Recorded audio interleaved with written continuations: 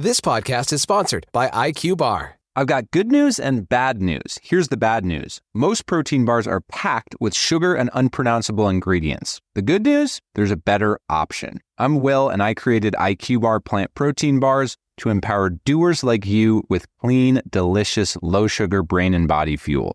IQ Bars are packed with 12 grams of protein, brain nutrients like magnesium and lion's mane, and zero weird stuff.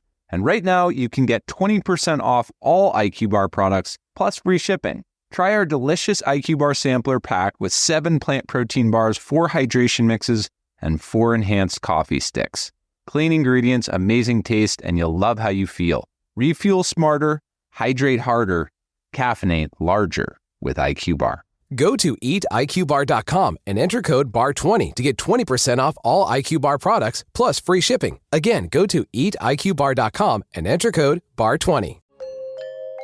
China began a new year with a clear industrial goal, expanding value-added formats and health-adjacent branding, consistent with national policy to expand tea into cosmetics, healthcare, and daily consumer applications. Beijing has issued national guidelines to upgrade the tea sector, setting a target of 1.5 trillion yuan, roughly $216 billion for the full tea industrial chain by 2030. The language is deliberate. Authorities are calling for improved quality and efficiency, environmentally friendly production, intelligent manufacturing systems, and stronger international competitiveness. This is not framed as an agricultural initiative. It's framed as an industrial modernization strategy. The guidance sets interim milestones for 2028, focusing on modernization in traditional tea regions, expanding product variety, and widening consumption scenarios. But the most consequential detail is this. The policy encourages tea raw materials and components to move into adjacent sectors, including daily chemicals, cosmetics, and healthcare products. In other words, China is signaling that tea is no longer just leaf. To understand the scale of this ambition, consider the baseline. China already accounts for more than half of global tea production, roughly 3.7 million metric tons annually, and export volumes through 2025 showed double-digit year-over-year growth in several reporting periods. Green tea continues to dominate shipments, but value-added categories are expanding. China's domestic market represents approximately half of all of the revenue generated globally. At the same time, global growth rates in tea extracts and concentrates are running in the high single digits annually, and organic tea segments are growing at double-digit rates in many markets. These are precisely the categories aligned with, quote, industrial chain, end quote, language, standard inputs, functional ingredients, traceable supply systems, and scalable manufacturing. There's also a geographic dimension. China's export flows increasingly lean towards African, Central Asian, and Middle Eastern destinations, many aligned with Belt and Road trade corridors, while new style Chinese tea chains continue to expand globally, effectively embedding Chinese supply chains abroad. So what does this 2030 target actually mean? It means China is institutionalizing a dual-track strategy. Scale in green tea exports to volume markets, and accelerate to higher margin segments, extracts, ingredients, branded retail systems, and cross-category applications. If executed effectively, this policy could strengthen standardization, increase upstream R&D investment, and intensify competition, not just at the commodity level, but also in functional and value-added tea formats. It's not a production headline. It signals value chain intent.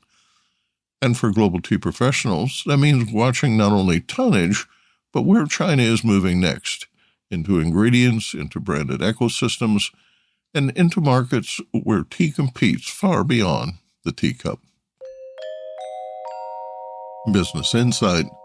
Mao Limin, former CEO of Zhejiang Tea Group, one of China's largest and most internationally active state-linked tea enterprises, left ZTG after 36 years to found Tea Doctor, a company partnering with a major university to develop products aligned with broader lifestyle and wellness trends. Tea Doctor is an example of a brand positioned at the intersection of tea, health, and functional wellness.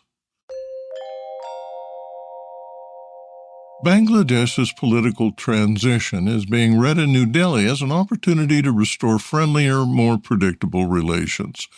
For the tea industry, that matters less in geopolitics and more in logistics. If relations warm, the immediate beneficiaries are likely to be auction participation, transport corridors, and transaction efficiency. Bangladesh's tea auctions remain centered in Chittagong, formerly known as Chittagong, where more than 87 million kilograms were auctioned in the 2024-25 season. Pricing is driven by competitive bidding and sensitive to cross-border flows, currency liquidity, and port throughput. Chittagong's importance is historical. Tea cultivation began there in 1840, but its relevance today is operational. The old rail logic linking Assam to Chittagong port still shapes freight economics in the eastern subcontinent. When political friction rises, transit privileges tighten, customs slows, working capital costs increase. When cooperation improves, these obstacles ease. That can influence realized prices more than modest shifts in production. India remains a significant export partner within the subcontinent. Northeastern Indian teas are geographically closer to Bangladesh port infrastructure than to some Western Indian gateways. Efficient land border procedures and predictable rail or inland waterway links can materially lower freight costs. There is also the currency question. Recent bilateral discussions have included local currency settlement mechanisms designed to reduce pressure on dollar reserves.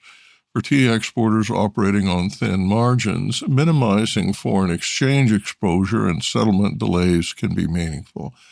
Tea is a high-volume trade. Liquidity and speed matter. Climate adds another layer. Both India and Bangladesh are navigating increased variability in rainfall, pest pressure, and yield stability.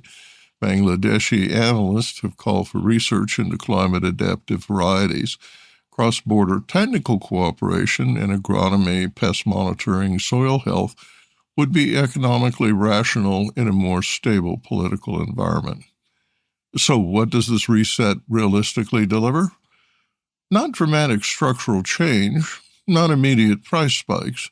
More likely, smoother flows, reduced friction, marginal efficiency gains across auctions, transport corridors, and settlement systems. And in a commodity business, marginal efficiency compounds. Business insight. The India-Bangladesh story isn't about signing a new grand agreement. It's about removing friction from a system that's already interconnected. Tea doesn't need political headlines. It needs predictable rail links, efficient ports, and working capital that isn't trapped in FX volatility. So watch the operational indicators. Are customs delays easing? Is Chittagong throughput rising? Are bilateral research initiatives moving forward? In South Asian tea, diplomacy shows up in freight rates and auction sheets. Logistics and politics aren't separate conversations. They're pricing mechanisms in disguise. A large prospective cohort analysis drawing on the long-running Nurses' Health Study and Health Professionals Follow-Up Study, which involves more than 131,000 adults tracked over decades, reports that higher intake of caffeinated coffee was associated with a lower risk of developing dementia. Tea consumption showed similar inverse associations with cognitive outcomes. Notably, decaffeinated coffee did not demonstrate the same relationship.